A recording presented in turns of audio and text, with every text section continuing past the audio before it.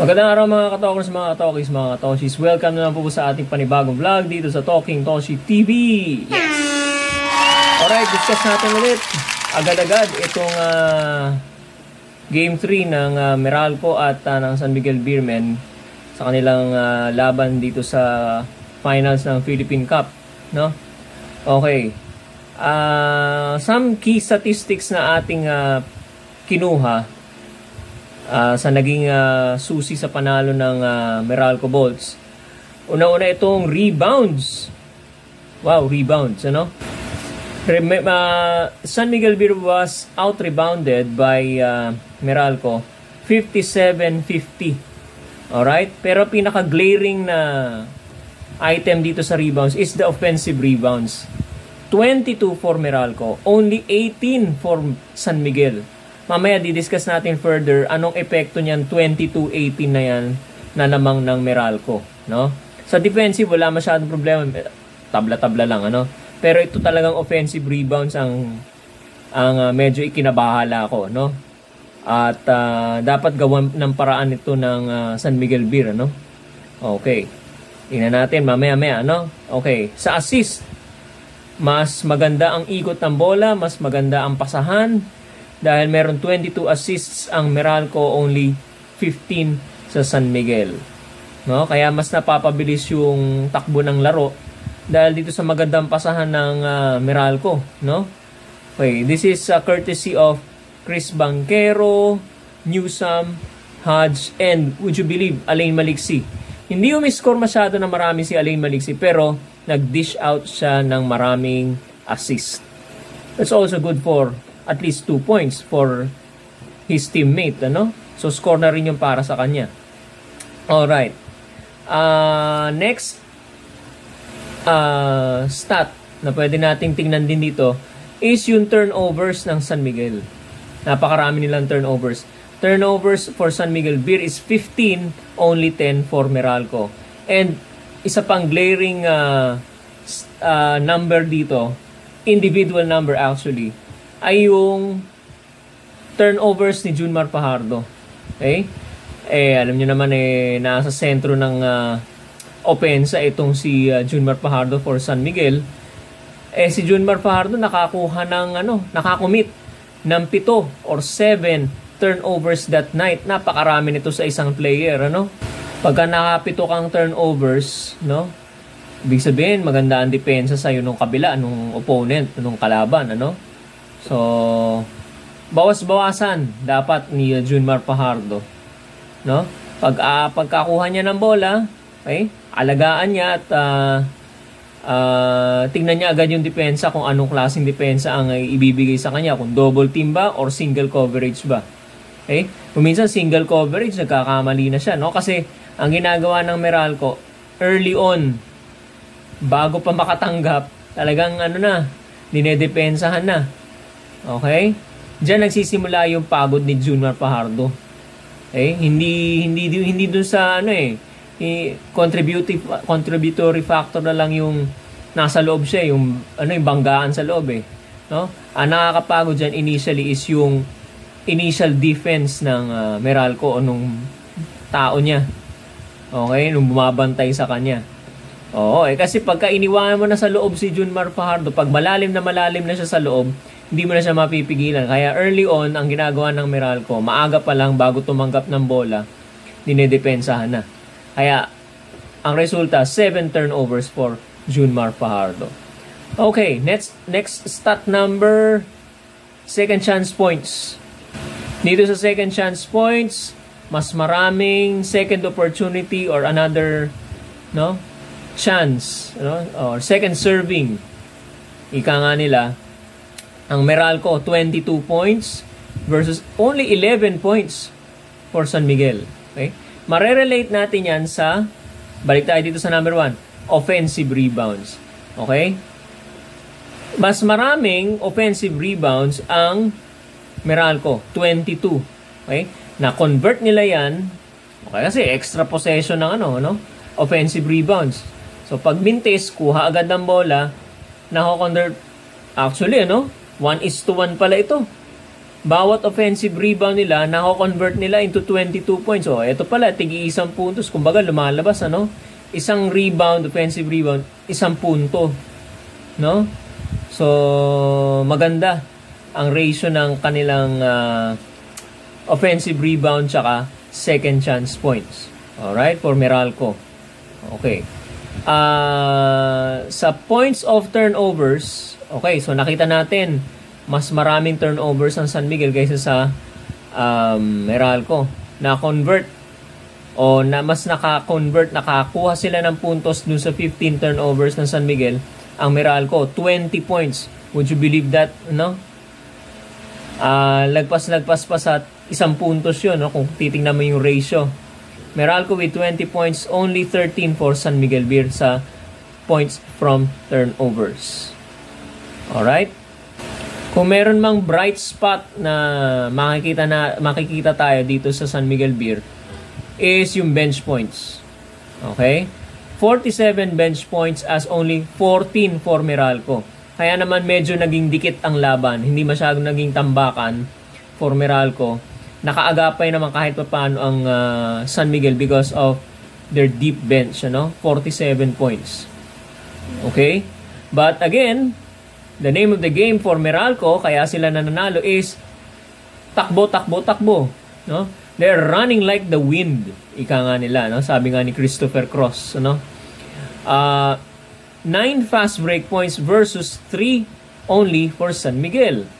So, talagang itinatakbo ng Meralco yung bola o yung laro o binibilisan nila yung laro. No? One objective there is pagurin itong si Junmar Fajardo. At naging successful sila in the past 3 games. Okay? Kung tutusin nyo mga kababayan, kung hindi pumasok siguro yung tres ni Marcio Lassiter doon nung game 2, 3-0 na ito. No? 3-0 na at lamang na ang Meralco ng 3 games at isa lang ang ipapanalo nila sa Miyerkules, kung sakasakali. Kaya lang, na-shoot or naibuslo ni Marcio Lassiter yung tres niya nung game 2. Kaya 2-1 tayo ngayon. Alright.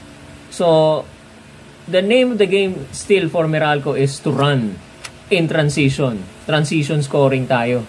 No? Okay. Ano ang mga dapat gawin ng San Miguel para makaagapay naman dito sa bilis at takbuhan na ginagawa ng Meralco Bolts? Unang-una, they are missing the services of Terence Romeo. No? Although, tingnan niyo yung bench points, marami, malaki. Kaya lang yung bench points na yun, karamihan doon, 1-2 tao lang. Okay? You have Motau 2 with 19 points kagabi, and the rest, konti lang yun. Konting tao lang yan, pero konti lang yung tao na nagpo-produce from the bench. Hindi yung maramihan tao kasi merong bench points na maraming tao nagko-contribute kaya mataas kaysa doon sa kalaban. Meron naman bench points na isang tao or 2 tao lang yung nagpo-produce from the bench tapos konti lang sila. Okay? Pag konti lang yung tao na nagpo-produce sa bench, from the bench, or out of the bench, hindi rin maganda yon. Pagod din ang player mo nun. Pagod din sila. Okay? So,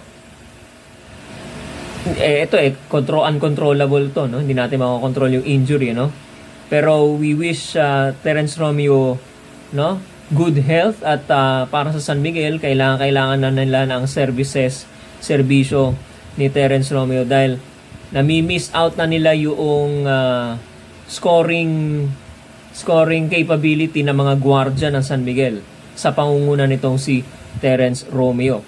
Ang balita natin dito, pwede na raw sa shooting, pero sa takbuhan, medyo namamaga pagka tumatakbo yung calf niya, yung sa binti, Yan, medyo masakit at namamaga pagka takbuhan ang ginagawa. Shooting okay na, tingnan natin kung sa game 4, pwede na niyang ilaro yung kanyang mga binti, Ito ang nakukulangan ako, Jericho Cruz.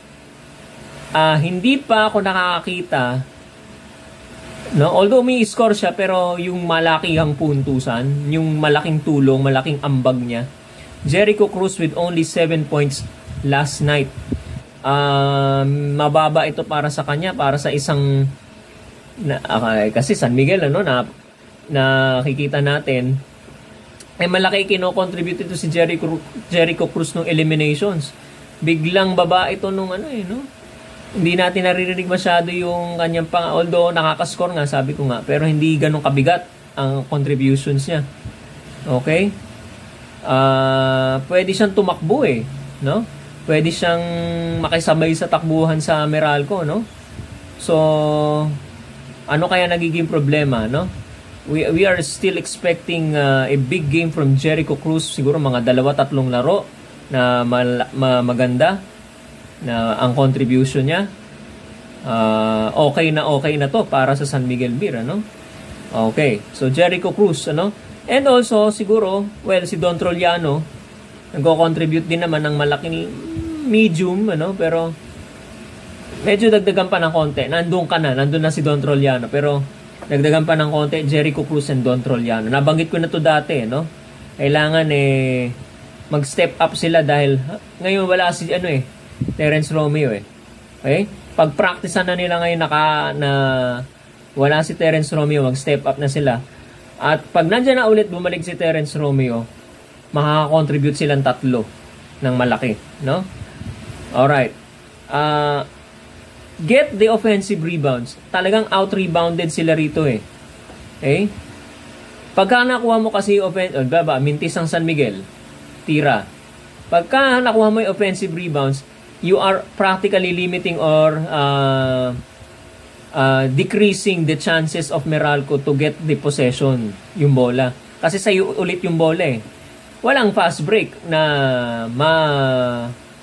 magagawa ang Meralco. Walang takbuhan na mangyayari. Dahil nasa sa'yo yung possession, dahil nakuha mo yung offensive rebound, Second chance points pa yun, So, get the offensive rebound. Kasi na-out-rebound sila sa offensive rebound, 22-18 kagabi, So, yan ang dapat tignan ng coaching staff ng San Miguel Beermen. Another key adjustment na kailangan nilang gawin is yung support from other players. Nabanggit ko na kanina, malaki man ang bench points niyo, 1-2 lang naman ang gumagawa. So parang pagod din, So Jericho Cruz and Don Troliano should wake up, Alright. And since takbuhan ito, okay? Ang advice ko rito, medyo technical na to. Yung 1 at 2 na naglalaro, yung guardia, yung point guard at saka yung shooting guard, okay? Pag nakita na nilang mintis, o sila man tumira ng mintis, alanganin na yung kanilang tira, nakita nila, at least man lang half court, tumakbo na sila pababa. At least pagka nakuha ng Meralco ang defensive rebound, tatakbo sila, meron ng bantay na 2 dun. Alangan namang magiging alangan na magpasahan ng malalayo, long passes ang Meralco. Okay? Kasi doon sa defensive rebound nagsisimula yung fast break nila, Pag nakita nila may 2 tao doon, baka manakaw ang bola. Medyo hinay-hinay sila sa pagpasa ng malayuan, O mag-create ng fast break kasi may bantay na 2 na doon. Yung 3 maiiwan doon sa backcourt, Sila yung bahala sa maaring maging mintis ng 2 na shooting. Okay? Or maaring ng mintis ng kahit sino, Tapos, pagka nakuha na ng Meralco possession, sprint down, back to defense. Yun yung tinatawag natin defensive transition. Okay?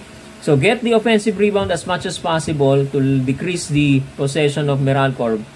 Yung fast break play. Tapos, yung 2 guardia, magbantay na sa half court. Okay?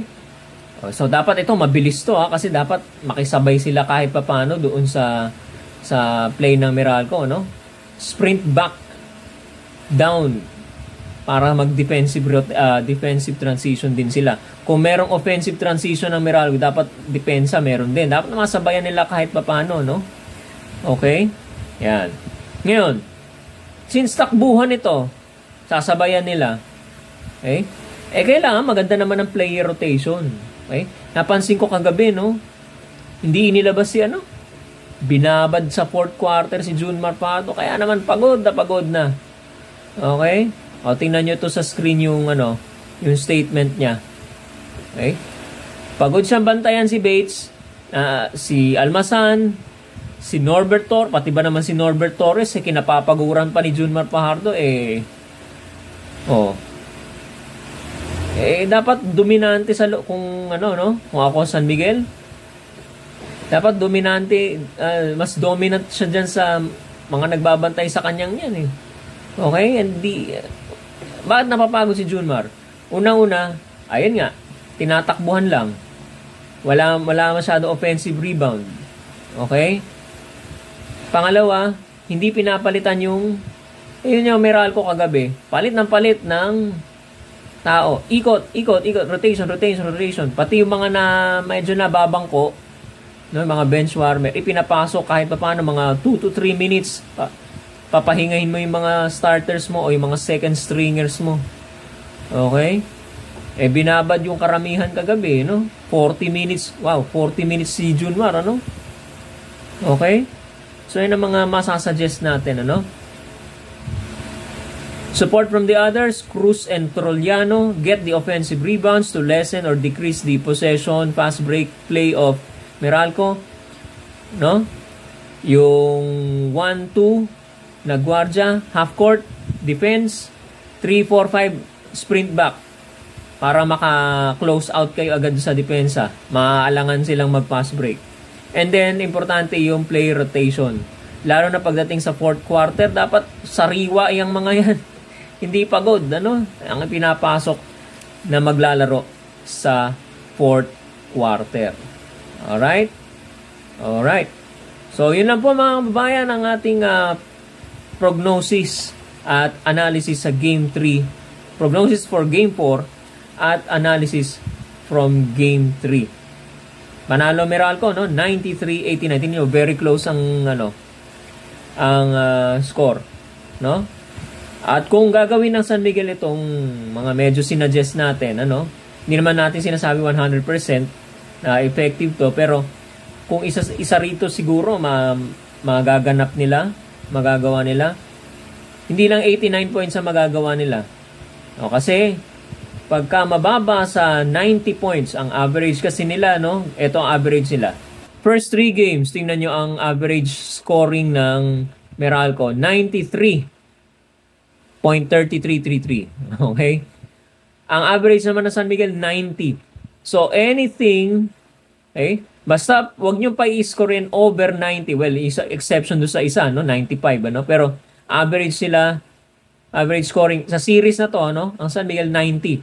So, pag pinai-score nyo below 90 ang San Miguel, malaki chance sa manalo ang Meralco.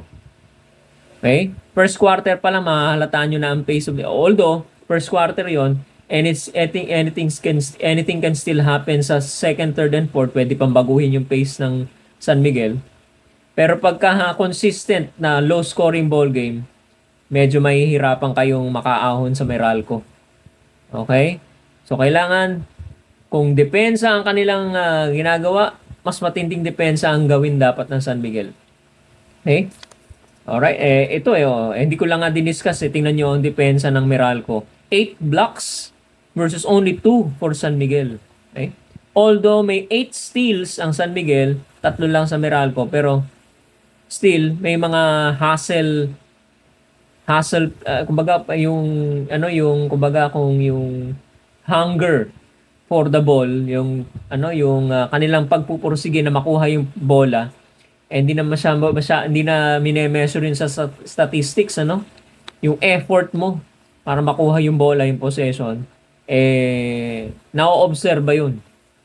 Okay? At hindi nagre-reflect sa numbers, Alright. So, matinding depensa at determination para makuha ang possession, Okay? So, yan lang pa mga kababayan. June 12 ang susunod nating laro. Wednesday, 7:30 p.m. Kita-kita po muli tayo sa Game 4. San Miguel Beermen versus Meralco Bolts. Abangan nyo po yung ating live streaming at scoring sa Miyerkules. Maraming salamat po sa panonood po ninyo mga kababayan. Talking Toshi TV YouTube channel. Paki-subscribe po. Huwag po kayo mahihiya mag-subscribe. I-follow niya rin nyo po ang ating Facebook page sa Facebook. Of course, Talking Toshi TV rin po. Subscribe na po kayo ngayon din. Maraming salamat din po mga kababayan sa panonood po ninyo ngayong araw na ito. Maraming salamat po.